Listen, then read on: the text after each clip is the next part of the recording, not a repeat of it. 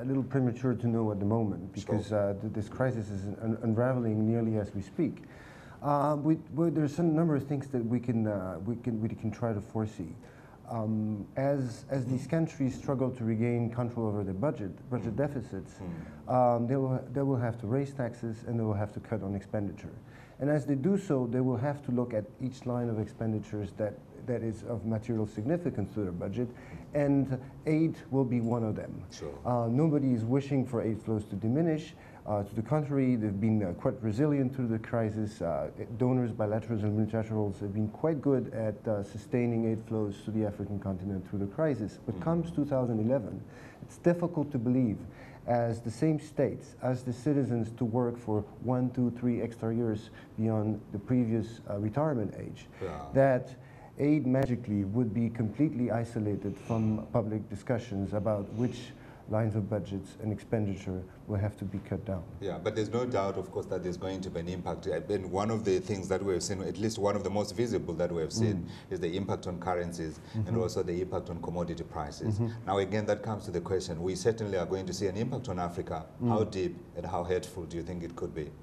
We're relatively hopeful on that front because we do think that the Asian growth engine is going to keep humming along for the time being. We have a relatively positive outlook on Asia, and as long as that is the case, knowing that Africa has been quite successful during the last decade in diversifying its exports market, we think that it's better placed today than ever before at sustaining a slowdown, at resisting a slowdown in exports markets, in its traditional exports market in OECD countries. So we think that as long as growth in Asia is sustained, that should provide a floor to commodity prices, even though they have obviously been affected by the recent sovereign credit crisis. Yeah. And with that in mind, we should hope that it should put a floor beneath African economic growth as well. Do you think that we are likely to see the major institutions that forecast growth for Africa having to revisit their numbers?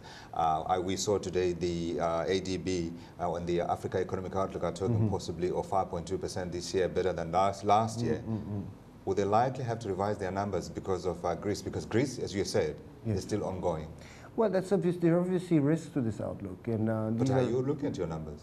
Well, you know, one of the key hypotheses to our outlook is precisely that those exit strategies take place relatively smoothly, and that the global economy does recover. So, if your personal hypothesis is, I have doubts about the global recovery, that is something that we would conditionally agree with you on. If you think the world's not going to recover, you know, more or less well from this crisis, then indeed the conclusion is we will not reach 5.2%.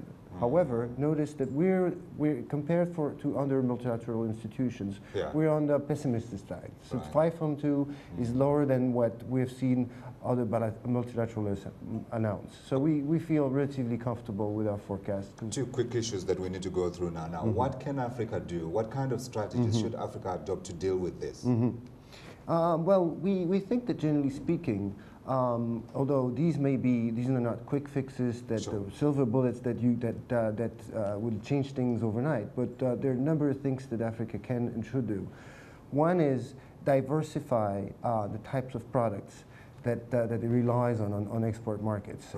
It's Africa. One of the things with the broadening of exports partners and export markets that Africa has been relying on is it's come paradoxically with a narrowing of the range of export products. And we find that a source of volatility and uncertainty that is definitely something to try to lean against. That's certainly one thing. There's certainly another thing that Africa can do, which is domestic resource mobilization. This is the theme that we emphasize in this year's outlook, and it's the idea that Africa needs to develop its own domestic growth engines, in particular source of domestic savings and investment.